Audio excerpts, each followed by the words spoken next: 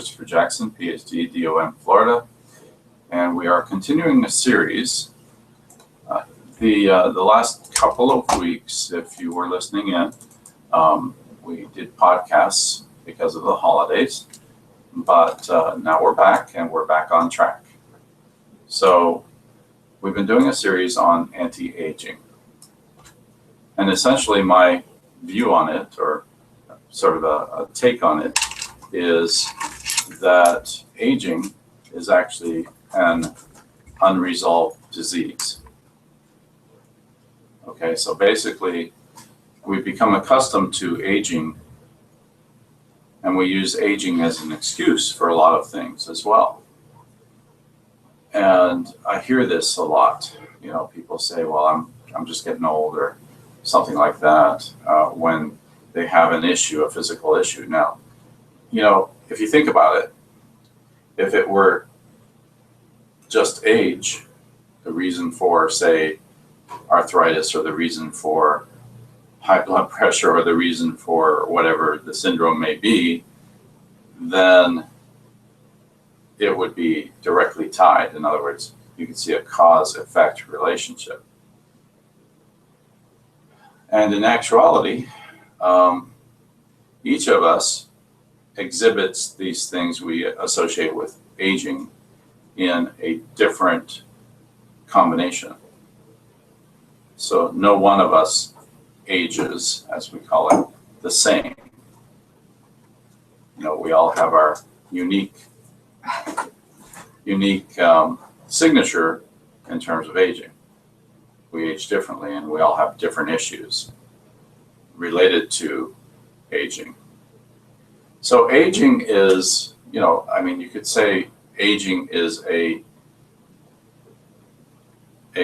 physiological situation, right?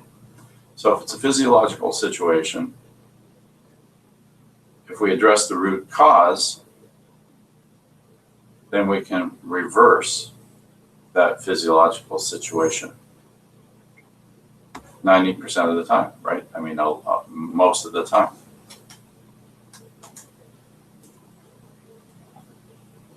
So given that, then we want to look at, well, what is the root cause? And there are actually several. And so this has been part of what I've been talking about in the last couple of shows. This is the third in a series. And I also have articles reflecting what's in these shows. If you want to take a look at tampabaywellness.com, look toward the back of each magazine. You can look at the last couple of issues. Before that, I did a series on natural treatment of psychological disorders. It was a series of 5 articles, and I did do a series of shows related to those articles. But this series is focused on aging. And the root causes are factors such as telomere shortening. We'll get into defining these. Oxidative damage or free radicals.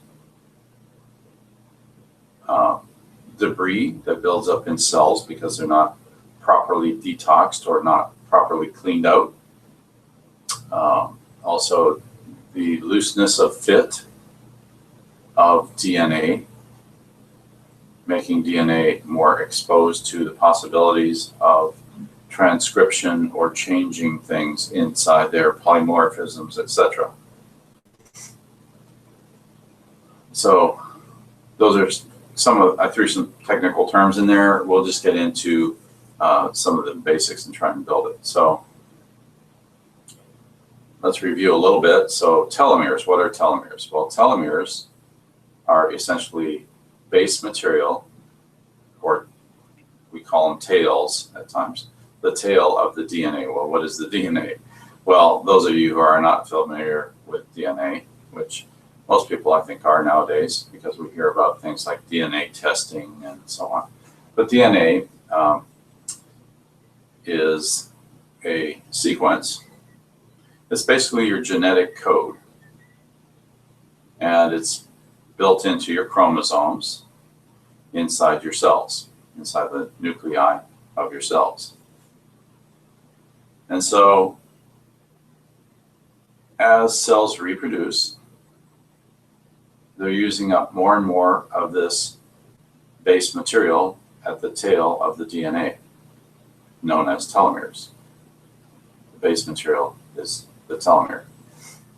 So as that's used up, eventually what happens is over time, the tails get shorter and shorter to the point where eventually there's not enough material left to reproduce. So you get a type of cell death, a programmed cell death, or apoptosis. It's built into the situation with the DNA and telomeres. This is a very important part of aging. And I've seen in my own clinical practice the effects of what the AMA has said in the past, in fact, is the primary cause of 80 to 85% of disease, and that is the effect of stress. To give you an example, I had a young lady who, and I've spoken about this before, a young lady who is, or was at the time, 31, and her mom, who was 57. We measured their telomeres. The young lady, who was actually chronologically 31, had the telomeres, or physiologically, was 9 in her telomeres. Her telomeres were that of a 9-year-old, or those of a 9-year-old. What was unique about this young lady was she was autistic. And so she didn't really process a lot of the stress in her environment and her world and her daily life, because those responsibilities were thrown on her mom. Now, her mom's telomeres were flipped. In other words, she was a 57-year-old lady at the time, and her telomeres were those comparable to a 75-year-old. So stress was really having a strong effect on her health and her youth. You know, she was being made to be an old woman when she could just be a middle-aged woman at 57, right? So that's one aspect of it. Now, 57 or not, there's no implication if you're 50, if you're 60, if you're 80, if you're 40, that it has to be any different from when you're in your 20s. It's just something we've become accustomed to. And we've accepted it because we haven't addressed a lot of the underlying causal issues of aging. You know, we've been operating in a mode and a model whereby we have the use of prescription drugs that take care of symptoms and don't really address the underlying causes. So when we talk about aging and anti-aging, what I'm talking about today are those causes and some approaches to them. Now, I've been using some of these in my clinic approaches for quite a while. Some more intently or intensively than others. But basically, one of my main targets in approaching aging or helping to stem the tide of the aging syndrome is to use herbal formulas that target telomeres. In other words, improving the efficacy of the telomeres, improving the length, perhaps, and then also targeting some of the other aging processes, such as the debris buildup in cells, such as the oxidation or reactive oxygen species, otherwise known as free radicals, that damage our cells internally, internal to our bodies. So that's kind of the macro version of what we're doing. So telomere shortening is an effect that can be delayed a few ways. One that has been shown in a study, or more than one study, but it has been shown to be delayed through caloric restriction. So that's another aspect of it. You know, the anti-aging movement kind of happened starting with Dirk Pearson back in like the 70s. He was one of the original guys, and they got into calorie restriction, and there's been lots of studies on calorie restriction and its anti-aging effects. And calorie restriction meaning that we control what we put inside our bodies, obviously, and minimize the amount of certainly sugars, starches, these kinds of things. Those are going to be the most caloric foods generally. So we reduce the high caloric intake to a much lower caloric intake with maybe perhaps smaller meals. Often spreading them throughout the day is much better than having 3 large meals. And it partly depends on the individual. You know, some people thrive with a few large meals. Some people thrive better with spread meals throughout the day and smaller meals.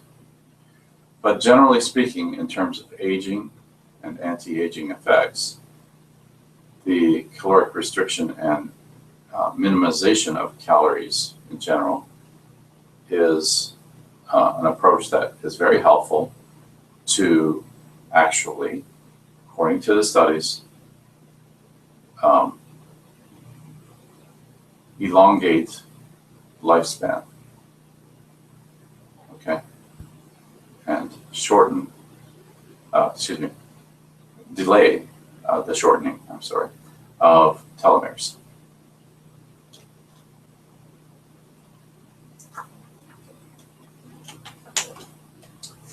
So that's quite an effect because, as I said, this telomere shortening is one of the key issues in aging. So we can see it more as a disease, or at least a disease model, when we look at it from the point of view, and I'm talking about aging, from the point of view of the physiological mechanisms, and then how we can reverse or stop those mechanisms from taking place, or at least relax them, slow them, that kind of thing.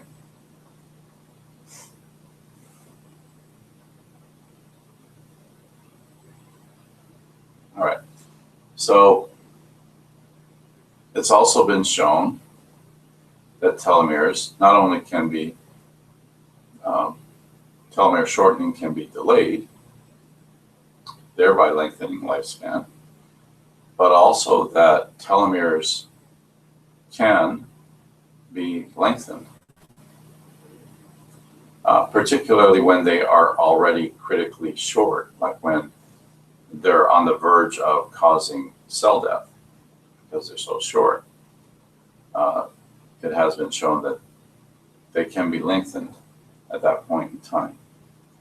Now, do we want to wait until they're at that point? Probably not. And that is an essential element of aging. Now,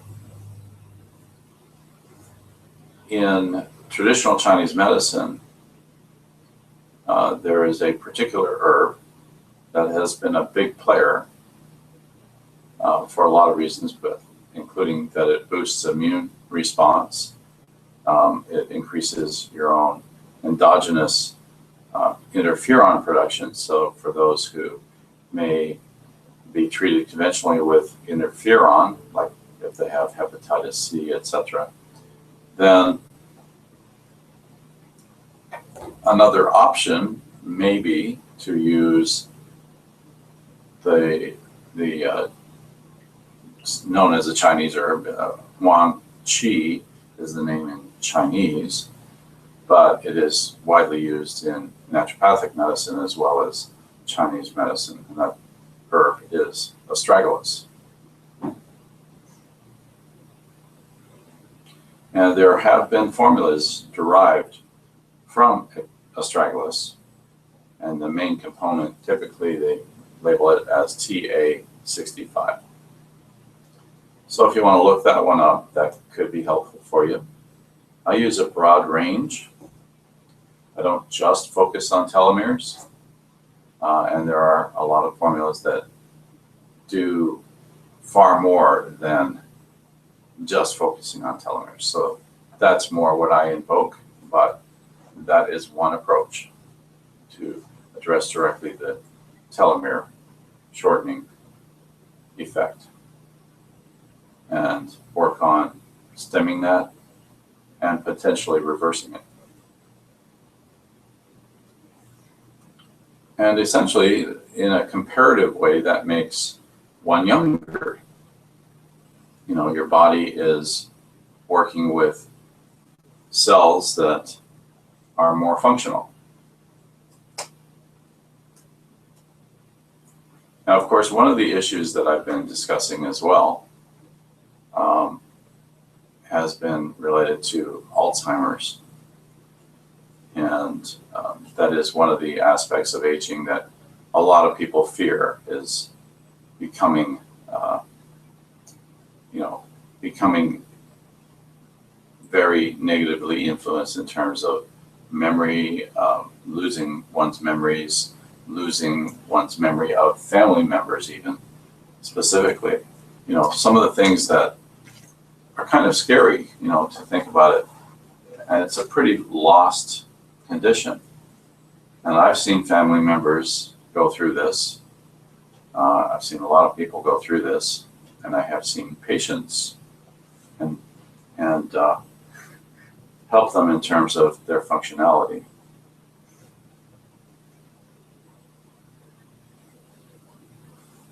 So Alzheimer's can be affected by diet, certainly. Just like calorie restriction can affect aging in general. Proper diet and nutritional intake can potentially delay Alzheimer's. And the risk of cognitive impairment, dementia, and Alzheimer's have been shown to be inversely correlated with elevated vegetable and fruit consumption. So we have all these antioxidants again that I was mentioning, right? And those antioxidants help to fight this effect of free radicals, the reactive oxygen species. So that's one approach, definitely, and it can be done with diet and supplementation.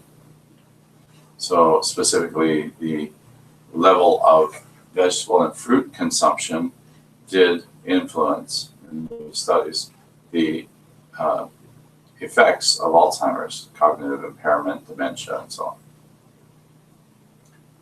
So viewing this on in a broader perspective, another effect was an inverse association with adherence to a Mediterranean diet. So what is a Mediterranean diet? Well, components of it include a high legume consumption, like lentils, etc., high vegetable consumption, high fruit consumption, and high fish intake. There may be some consumption of beef or poultry, but it's very, very minimal in this framework. And basically that represents that it is much better to head these issues off, to have legumes, vegetables, fruit, and fish more so, and much less of the poultry and beef. And I talk about this, this is something I bring up a lot, that beef is not very good for you. I mean, it is not, it's an inflammatory food, unless it's, you know, and that can be brought down a little bit in terms of its inflammatory nature, like by working with free range animals, this kind of thing. So, however, the conventionally raised beef certainly ends up with an inflammatory piece of meat on your plate. So by minimizing these inflammatory foods and maximizing the anti-inflammatory foods, positive effects are seen in terms of the level of development of Alzheimer's and the frequency.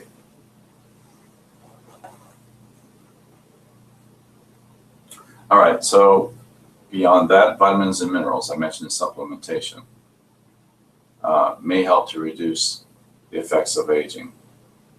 And again, we're back to antioxidants especially.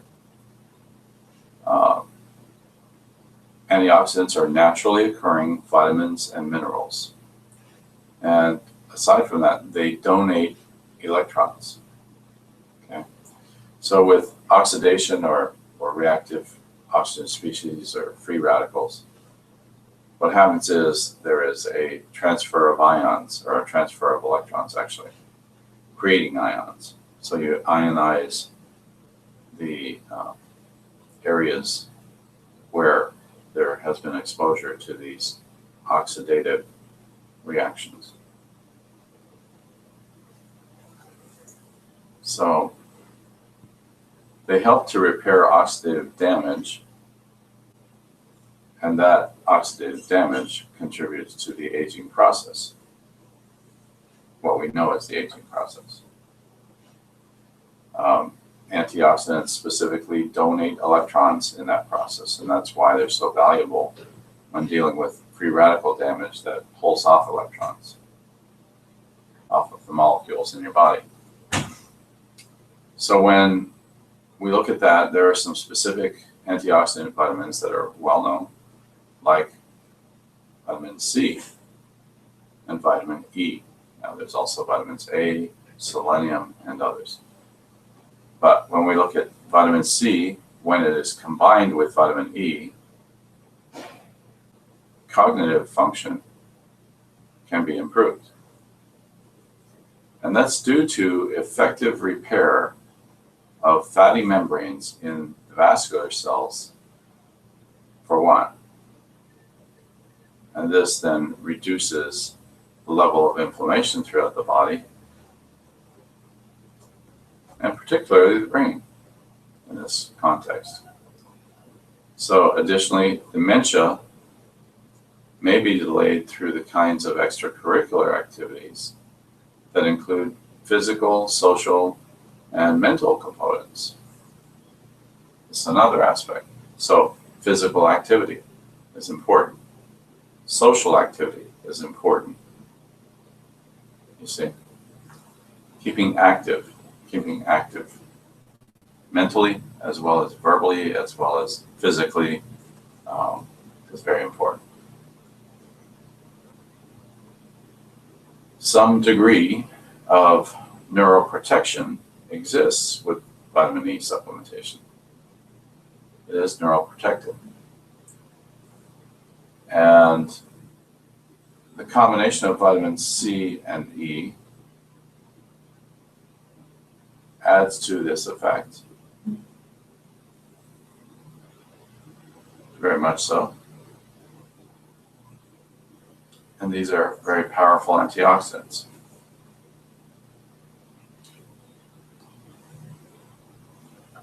Another very powerful antioxidant is CoQ10.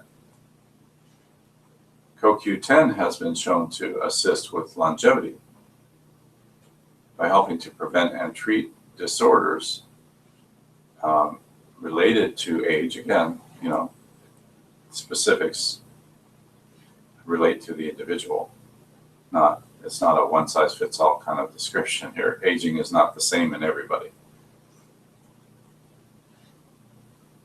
But for those who may be low in energy, for example, or may not have enough CoQ10, may have problems with muscles, things like that, cramping, who knows. But for those individuals, CoQ10 helps to keep energy levels and cognition optimal.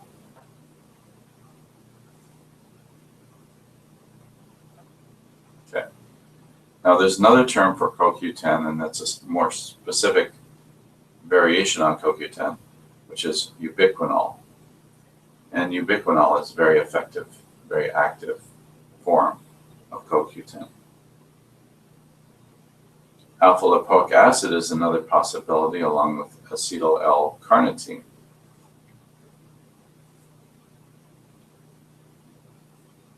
There are others, alpha-lipoic acid, vitamin C, etc., to increase production, cognitive acuity, and muscle mass. And I kind of missed the word energy in there. We're increasing energy production, right? So vitamins B1, B2, B3 help CoQ10 also, and carnitine in combination to improve energy production. So the B vitamins are important as well. Additionally, specifically B12 and B9 combine with B2 and 3 to improve gene synthesis and repair. B12 and 9 combine with B2 and 3 to improve this functionality, the gene synthesis and repair. And when combined with CoQ10, there's a synergistic or a stronger effect.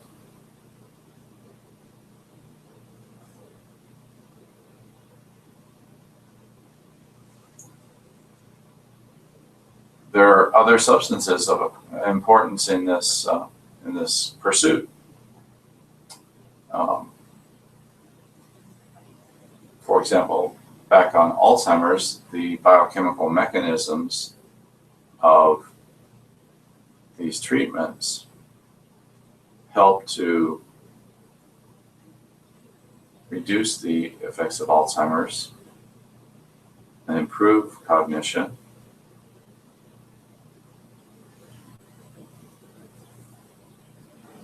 So there are substances that can be used to help with memory directly, in other words, to help with dementia, cognitive function, these kinds of things. Okay. In fact, there are studies showing that huperzine, or Huperzia serrata, helps to, and that's huperzine A specifically, helps to improve this kind of functionality, neurotransmitter function, and so on. And this is part of a natural approach to improve functionality related to Alzheimer's.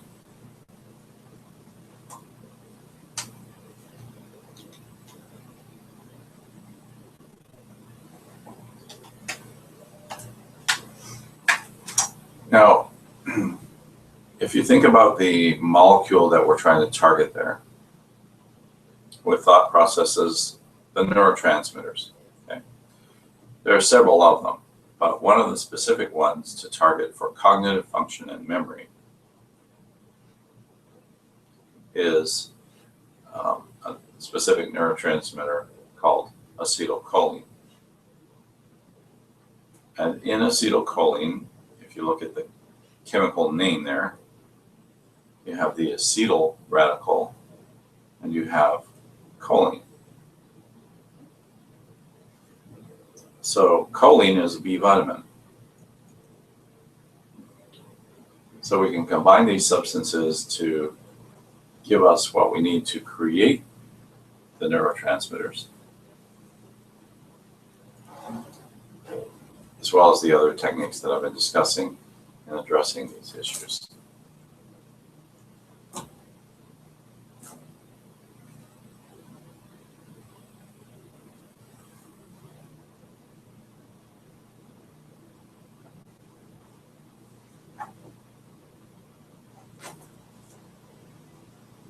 And with huperzine particularly, there's a neuroprotective effect, against nerve death due to activity of cytotoxins or other reasons. Huperzine is helpful.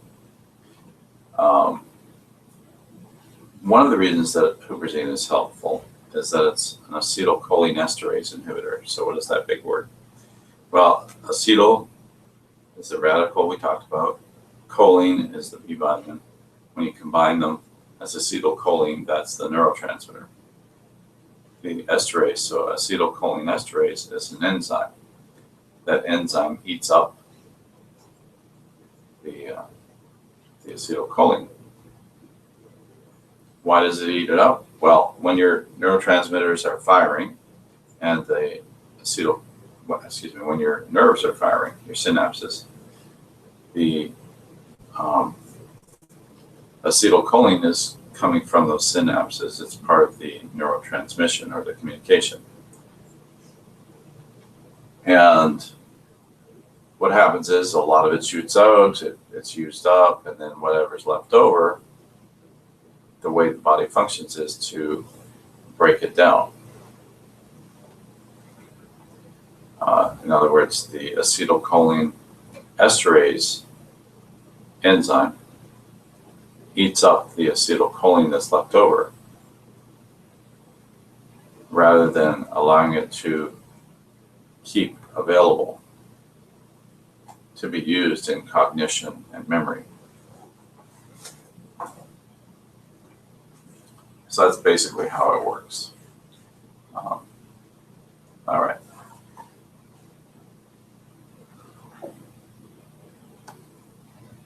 So there's a lot of substances of interest to improve upon the effects of aging.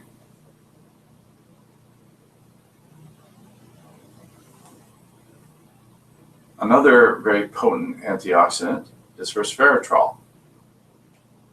Resveratrol is the kind of end result of the investigations into why the French did so well with cardio issues, etc., even though they were eating a high-fat diet.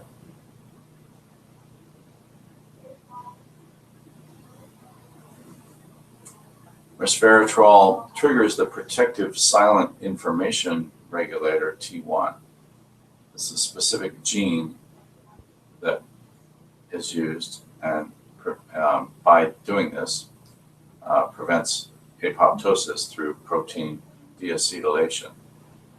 In other words, the removal of the acetyl radical. And by binding directly to telomeres.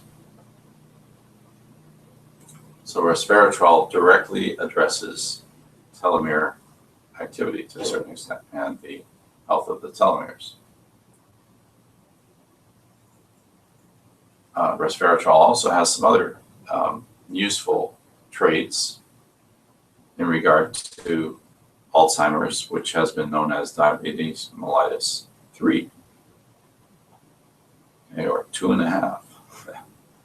But in other words, because there is an agglutination issue or a sugar regulation issue and sugar or plaque building up in the brain, etc., with Alzheimer's, the amount of that activity can be minimized by improving sugar regulation.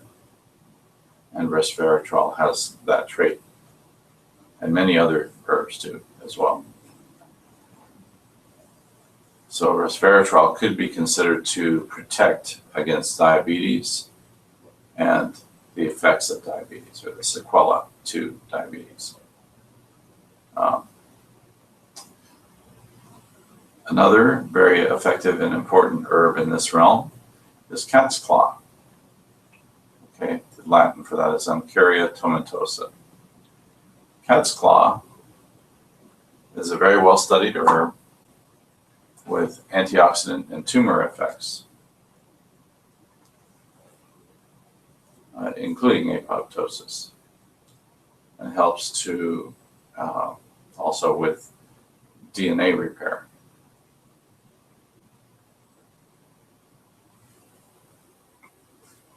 Other substances, well, I've been talking about lots of different substances today. And keep in mind that we're not trying to treat, cure, prevent disease on the show, or not trying to prescribe anything to anyone.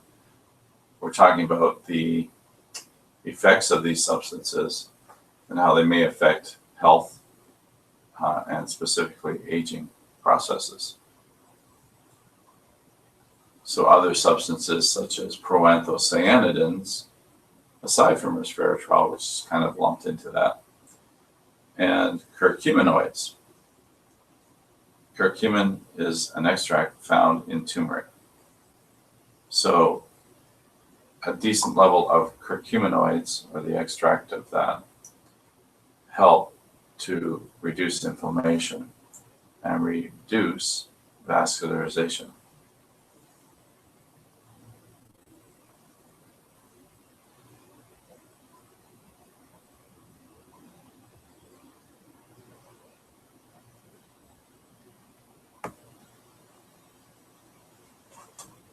So proanthocyanidins,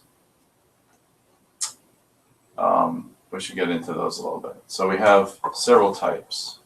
Proanthocyanidins are high-value antioxidants. We have OPC.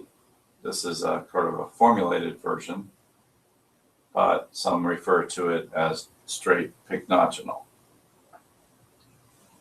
And pycnogenol contains OPC. What I like to use is the version of OPC, or oligomeric proanthocyanidins. Has a very potent antioxidant in an isotonic form. And in that form, the contents of what you're drinking, and then it's a powder, you turn it into a liquid and then you drink it, and that gets these substances well into your body. It's not just going to the stomach and then being digested over hours. It actually gets right into your bloodstream, like in 5 minutes. 95% is in your bloodstream in 5 minutes. That's according to studies.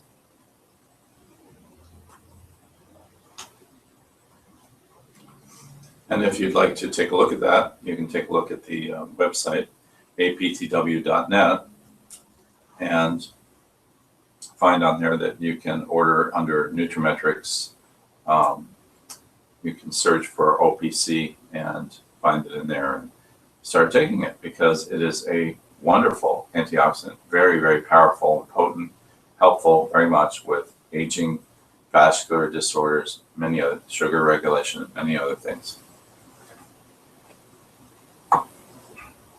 So in the formula I'm referring to, there's several of these components. There's grapeseed extract, there's red wine extract, similar to resveratrol's active elements, and there is pycnogenol. Pycnogenol is a bark extract from basically an evergreen tree. It's a bark extract. So pycnogenol is a very potent part of this as well. And all of these things help to minimize the effects of aging, and in some cases potentially reverse. So when we look at the many components that are underlying aging, there's oxidation, there is debris buildup inside the cells,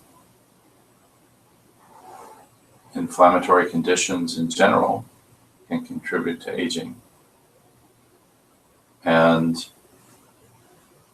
all of these can be addressed naturally with natural medicine as we practice at A Path to Wellness.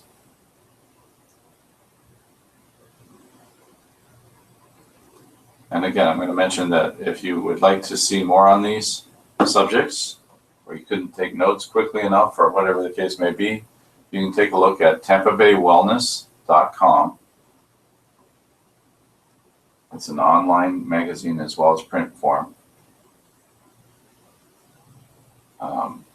And read up. This article is toward the back of the magazine.